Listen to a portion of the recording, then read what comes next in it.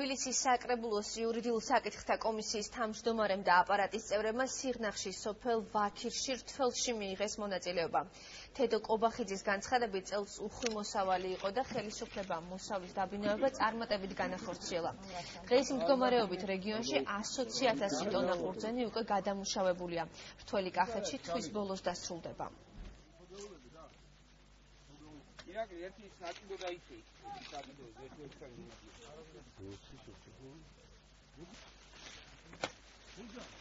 ცენტრალურ მთავრობასთან და ხელისუფლებასთან ურთიერთობით გლეხობამ შეძლო ის, რომ ძალიან წარმატებულად ჩააბარა ყურძენი და ვფიქრობ, რომ წლევანდელი წელი კიდევ ერთი ნათელი მაგალითია იმისი, რომ ახალი ხელისუფლება უკლავდება ყველა იმ გამოწვევას, რა გამოწვევებით მის წინაშე დგას. პრობლემები იქმნებოდა კვირა დღის, ერთ დღეს, რადგან მასიური უთვლები იყო და მარტო ჩვენს რაიონში 1000 ტონამდე ერთ დღეს ყურძენი იკრიფებოდა, მაგრამ ყველამ ჩააბარა, ყველა თავის დროზე ფულს იღებს.